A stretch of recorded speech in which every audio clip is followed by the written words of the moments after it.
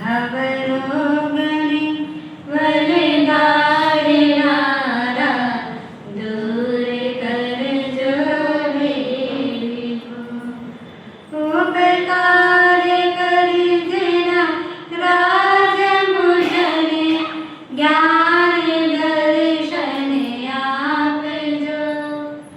चारित्रमा दिश दिन रहूं सुबुद्धि आप जो। चारित्रमा दिश दिन रहूं सुबुद्धि आप जो। परमपिता परमात्मा के चरणों में कोटि सा वंदन। प्रातः स्मरणीय चारों दादा बुद्धियों के चरणों में कोटि सा वंदन।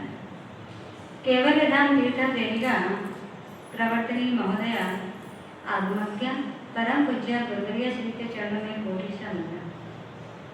मम जीवन उद्धारिका संग स्नेह वारिणी प्रवचन प्रवीणा अमरावती में विराजित परम पूज्य गुरुवर्य श्री के चरणों में कोटि सा वंदन। उपस्थित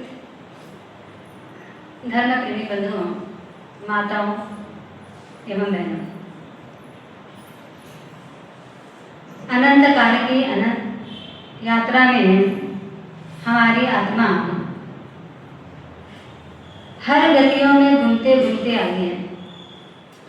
एक भी गति ऐसी नहीं है, एक भी योनि ऐसी नहीं है जहां हमारी आत्मा ने जन्म न लिया।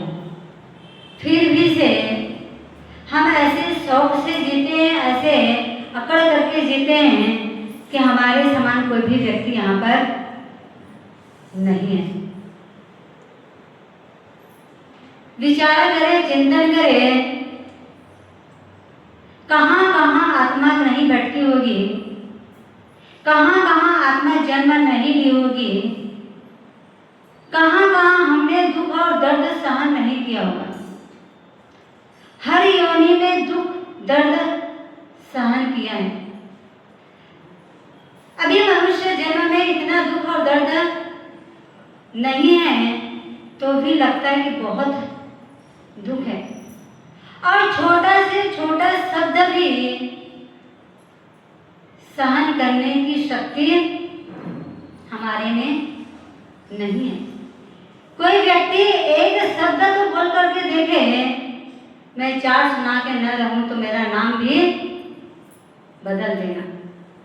ऐसे बोलने वाले व्यक्ति जरा सोचे, जब असहाय थे, निहत्थे थे, कमजोर थे, तब लोग हमको मारते थे, पीटते थे, करते थे, तब भी हम एक भी शब्द नहीं बोल पाते थे।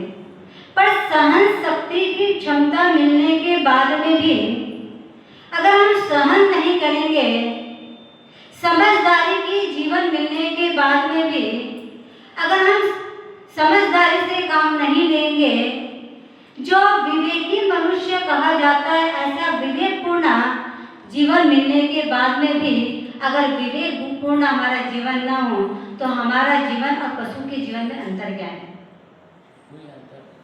कोई अंतर नहीं।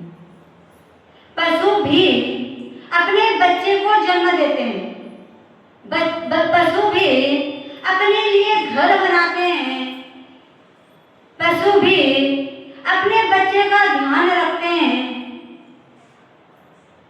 पशु भी अपने स्वजन के साथ में संबंध रखते हैं। बस यही हमारी जिंदगी है ना। हम भी क्या करते हैं? यही करते आ रहे हैं। अपना घर बनाना, बच्चों का ध्यान रखना, दुकान में जाना, कमा के लाना और जीवन का इतिश्री हो जाना। हमने जीवन में क्या पाया और क्या खोया? आराधनामय जीवन होना चाहिए। जो कहीं पर भी किसी भी गति में नहीं मिली है, वो जीवन हमको मिला है। कोई भी योनि में, कोई भी गति में व्यक्ति आराधना नहीं कर सकता है। समझदारी क्योंकि भगवान का समूह शरण लगता है तब 3 गति की प्राणी सुनते हैं, यानी कि त्रियंश गति की सुनते हैं पर समझते उतना नहीं है। देव गति की सुनते हैं, समझते हैं पर आचरते नहीं है। एक मनुष्य गति ऐसा है जहाँ सुन सकता है, समझ सकते हैं और जीवन में उतार भी सकते हैं। पर हम क्या कर रहे हैं, हमारा जीवन कैसे व्यतीत हो रहा है? अगर छोटा छोटा नियम अगर हम जीवन में ग्रहण नहीं करेंगे तो हम मनुष्य जीवन को सफल कैसे कर सकते हैं? एक छोटा नियम भी व्यक्ति को तार सकता है अगर नियम में मजबूती है तो। पापी से पापी व्यक्ति भी एक नियम के सहारे सद्गति को प्राप्त कर सकती है। पालीतना तीर्थ में कपर्दी यक्ष का मंदिर है, जो पालीतना तीर्थ के अधिष्ठायक देव हैं। वो पूर्व में कौन थे? पूर्व में कौन थे? एक शराबी था, शराब पीता था। बिना शराब पिए उनका जीवन नहीं चलता था और जो टाइम में शराब पीता था उसी टाइम में ही चाहिए था। मान लो सुबह 8 बजे पीता है तो 9 बजे नहीं, 8 बजे ही चाहिए। ऐसे शराब की लत नशा जिनको लग गई थी और बिना शराब के उनका जीवन नहीं चलता था। एक साधु भगवान उधर से जाते हैं, बोलते हैं पुण्य व्यक्ति का जब योग होता है तो कहीं ना कहीं से उनको सद्गुरु मिल ही जाते हैं, कहीं ना कहीं उसे टकोर दे ही देते हैं। आप समझो अगर कोई व्यक्ति आपको मना कर रहा है तो कहीं ना कहीं आपका पुण्य का योग है, आपके सद्गति का योग खुलने वाला है। इसलिए कोई व्यक्ति आपको उस चीज के लिए मना कर रहा है, आप उनको गलत मत समझो। पर हम क्या करते हैं, कोई व्यक्ति हमको सच्ची सलाह दे तो उस व्यक्ति के लिए हमारे मन में नफरत आ जाती है। ये व्यक्ति हमको बार बार क्यों बोलता है? मैं जानूं, मेरा जीवन जाने, मेरे घर वाले जाने, मैं जैसा जीता हूँ वैसा जीऊंगा, पर किसी को अधिकार नहीं कि मेरे को कुछ बोले। पर वो शराबी जो शराब पीता था, सद्गुरु की नजर उस व्यक्ति पर पड़ गई। अब उन्होंने कहा कि आप एक नियम ले। वह व्यक्ति कहने लगा नियम, और मैं नहीं ले सकता, मैं नियम में बंध नहीं सकता, मेरे से नियम टूट जाएगा। आप यही कहोगे ना कि शराब मत पियो, मैं शराब नहीं छोड़ सकता। आप लोग यही कहते हो ना, मैं सब कोशिश जरूर करेंगे पर नियम नहीं लेंगे। और जब तक नियम नहीं लोगे तो दृढ़ता नहीं आती है, संकल्प मजबूत नहीं होता है। जब जब वो वातावरण मिलता है और नियम नहीं होता तो हम वहां पर चले जाते हैं। उस शराबी ने कहा कि मैं नियम तो नहीं ले सकता, शराब तो नहीं छोड़ सकता, क्योंकि मैं अगर शराब नहीं पीऊंगा तो मैं जी भी नहीं सकता। गुरु भगवंत ने कहा मैं शराब छोड़ने के लिए मना नहीं कर रहा हूँ, मैं नियम लेने इसलिए कह रहा हूँ। जब जब तुम शराब पियो तो पीने के बाद अपने कपड़े में एक गठान लगा लेना, और जब पीना होगा तो उस गठान को खोलना, फिर शराब पीना, और जब शराब पी लोगे फिर क्या करना, गठान लेना। क्योंकि सद्गुरु को पता है, गुरु भगवंत को पता है इस नियम से भी इस आत्मा का उद्धार होने वाला है। इसलिए गुरु भगवंत ने वो नियम दे दिया, और शराबी को भी लगा कि इस नियम को लेने में कोई हरकत नहीं है। हाथ जोड़ करके उन्होंने नियम ले लिया। रोज का वही समय शराब का समय होता है, गठान खोलता है, शराब पीता है, पीने के बाद गठान लगा देता है। 1 दिन नहीं, 2 दिन नहीं, 3 दिन नहीं, 4 दिन नहीं, ऐसे व्यतीत होते जा रहे हैं। पर बोलते हैं जब जब व्यक्ति नियम लेता है तो नियम में कहीं ना कहीं परीक्षा होती है। हर नियम में देखना कहीं ना कहीं उनके जीवन परीक्षा की घड़ी आती ही और आ ही जाती है कि आप अपने नियम में कितने दृढ़ हो। वही चीज उस शराबी के साथ में घटी।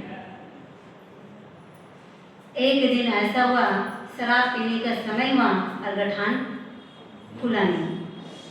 खोलने की कोशिश की पर नहीं खुला। जैसे जैसे खोलने की कोशिश करते गठान और टाइट होते गया।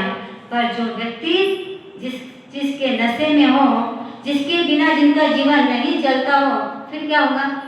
वो चीज ना मिले तो उसका तन बदन सब टूटने लगा और शरीर में रही शक्ति भी क्षीण होने लगी कि वह व्यक्ति गठान भी खोल सके उतनी भी उनकी ताकत नहीं थी। आजू बाजू में बैठे हुए दोस्त ने कहा, कोई बात नहीं, एक बार तो शराब पी ले तो तेरे शक्ति आ जाएगी तो खोल देना। आप होते, ऐसा कोई नियम होता तो आप क्या करते? क्या करते? मर जाएंगे। अगर नियम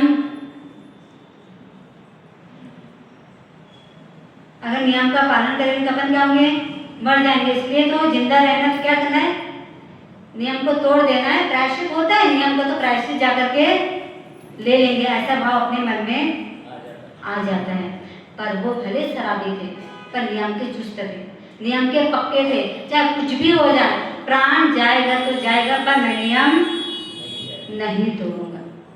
और उसी की बदौलत जब गठान नहीं खुली, खोलने का कितना भी प्रयत्न किए, इसके फलस्वरूप क्या हुआ? मृत्यु का आलिंगन करना पड़ा। मृत्यु हो गई और मृत्यु को प्राप्त करके वो पाली तना तीर्थ के कपड़ते यक्ष के रूप में जिनका जन्म हुआ। एक नियम ने क्या किया? उनको तार दिया। वैसा ही हमारे जीवन में एक धर्म जरूर होना चाहिए, एक धर्म की आराधना जरूर होना चाहिए। अगर एक धर्म अगर हम संकल्प के साथ में, दृढ़ता के साथ में करेंगे तो निश्चित रूप से एक नियम भी हमको तारने में सक्षम बन सकता है। तो अपने अपने जीवन में जरूर नियम को ग्रहण करें। भले रात्रि भोजन त्याग हो, चाहे जमीकन त्याग हो, चाहे नवासी का पचकान हो, पर एक नियम लाइफ टाइम का होना चाहिए, छूट बिना होना चाहिए। हमारे नियम कैसे होते हैं? छूट के साथ होते हैं। उस शराबी ने छूट नहीं रखी थी, उस शराबी ने छूट नहीं रखी। कभी अचानक नहीं खुला तो मैं पी सकता हूँ, ऐसा कोई छूट नहीं रखे थे। इसी बदौलत वो उनकी आत्मा की सद्गति हुई। पर हमको भी अपने जीवन में नियम धारण करना चाहिए, क्योंकि नियम कौन धारण कर सकते हैं? मनुष्य ही कर सकते हैं। अन्य कोई भी प्राणी हाथ जोड़ करके पचखांड नहीं कर सकते हैं। भावना अधिकार में जिसमें बात चल रही थी, वीर धवल राजा जो चंपक माला के राग से इतने मूर्छित थे कि वो एक चंपक माला के साथ में अग्नि स्नान करने के लिए तैयार हो जाते हैं। चीता तैयार है, चंपक माला को लेकर के पहुंचे हुए हैं। वीर धवल राजा स्नान करके चीता में जाने वाले हैं। उसी बीच गोला नदी में एक तैरता हुआ वो लकड़ी का बना हुआ स्तंभ जो दिखाई दिया। मंत्री को लगा ये बहुत सूखा है, सैनिकों के द्वारा निकाला गया। वो जो लकड़ी का जो डब्बा था वो चौकोन था और पूरे रस्सी से बंधा हुआ था। रस्सी से कटवाया गया तो देखें शायद अंदर में पोलान है, मतलब वो चौकोन डब्बा है, अंदर कुछ होना चाहिए ऐसा लगा। और जैसे ही उस लकड़ी के एक दरवाजे को खोले तो उसमें क्या दिखाई दिया? चंपक माला अर्ध जागृत दशा में उस लकड़ी के डब्बे में है। वीरधवल राजा देख करके आश्चर्यचकित हो जाते हैं। पूरी प्रजा खुश हो जाती है कि चंपक माला मिल गई है, चंपक माला मिल गई है।